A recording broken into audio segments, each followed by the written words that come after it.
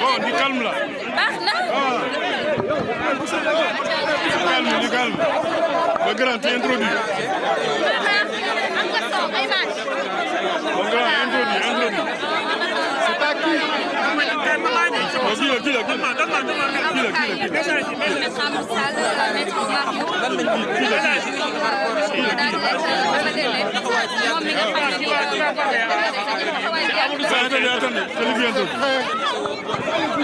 Ah, difficile, hein?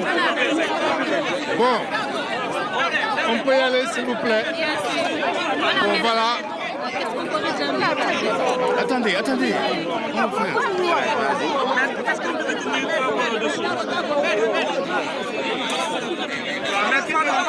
Impossible. S'il vous plaît, faites un peu de calme, Ah, difficile, hein?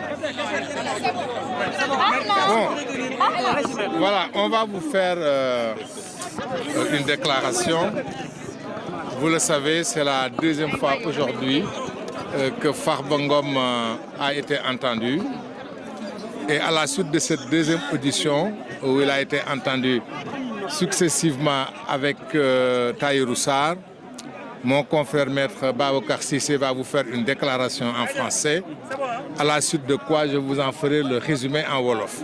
Et sans plus tarder, je vais laisser la parole à maître Babacar Cissé pour une déclaration en français. Merci. Oui.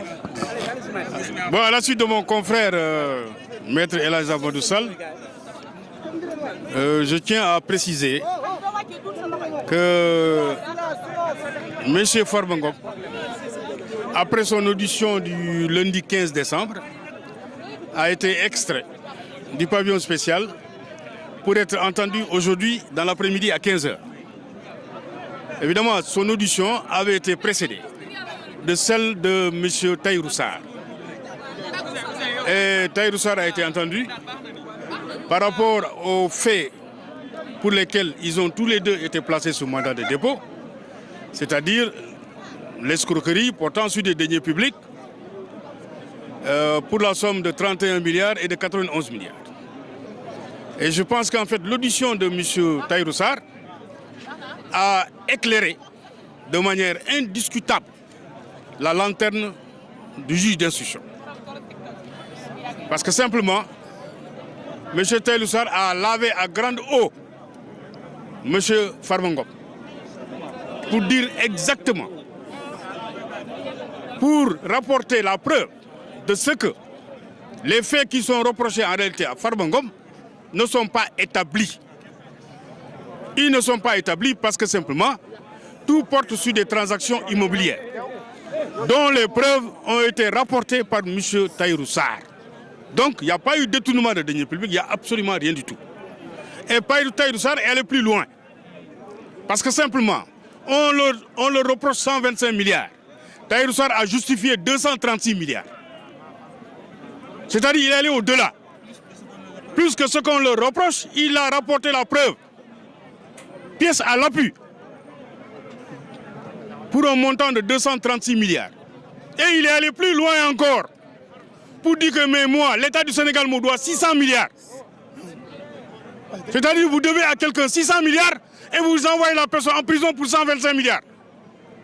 Il n'y a qu'au Sénégal qu'on peut le voir. Parce qu'en réalité, s'il y a un créancier, c'est bel et bien Tahirou Sarr. S'il y a un débiteur, c'est l'État du Sénégal. S'il y a quelqu'un qui doit être poursuivi, c'est l'État du Sénégal. Et donc, par conséquent, je pense qu'en fait, M. Tahirou Sarr et M. Farba Ngom n'ont pas leur place en prison. Ils doivent être immédiatement libérés. Et nous allons œuvrer dans ce sens-là. C'est pourquoi nous avons tenu à faire cette déclaration. Pour le moment, nous allons introduire une nouvelle demande de mise en liberté et nous estimons et nous espérons que, compte tenu des éléments nouveaux qui ont été produits devant le juge d'instruction, dans son dossier, que M. Farba Ngom et Tahirou Sarr seront bientôt libres. Merci. Voilà, je vous remercie. Merci. Merci.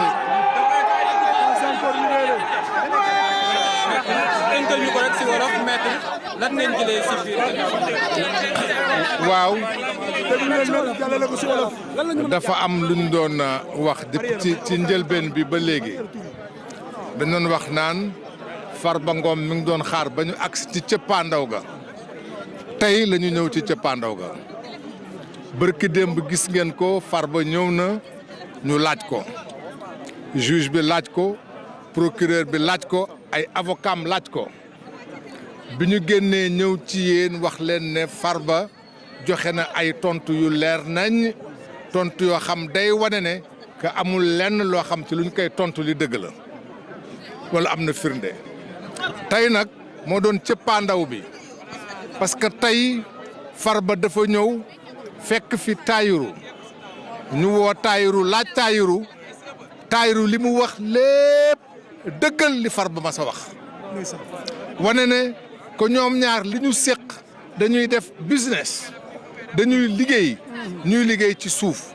te lépp luñ ciy liggéey ci ay anam yu leer la liggéeyee Tahirou indi ay firnde dëggal li ta Farba wax yamul ci loolu dem na ba ni nee nañu yoo man dañ may topp lu toll ni ci téeméeri milliards ak ñaar fukk ak juróom li ma liggéey ak état ëpp na loolu la ma liggéey ak Farba ëpp na loolu agsi nañu foo xam ne fi moom ci boppam indi na ay firnde yu amul sikk sàkk amul dara luñ ciy teg yow xam ne bi wane na ne que li mu liggéey li ëpp na 200 milliards te benn dërëm bu ci nekk indi na firnde teg ko ci taabal bi yamul ci loolu dem na ba ni que nguur gi état tey jii muy wax état yorel na ko juróom benn téeméeri milliards yoo xam yu mu liggéey la état yorel ko ñuy wax ne nag nit mënoo ñëw nga yorel ko juróom benn téeméeri milliards naan def la luubal ñaar fukki milliards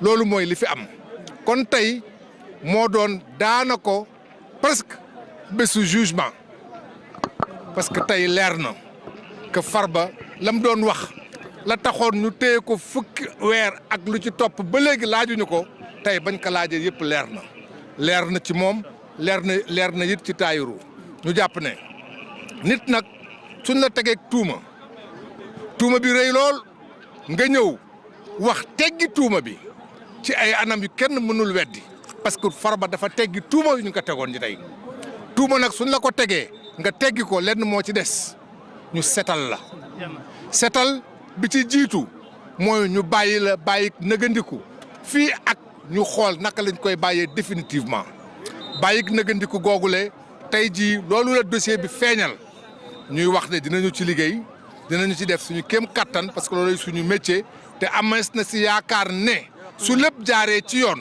te dara fenqul la ñuy def lenn rek moo ci des ñu bàyyi ko mu dem ñibbi ci këram merci.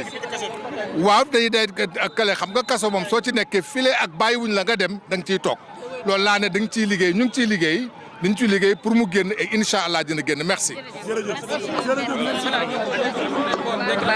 Voilà, déclaration des avocats.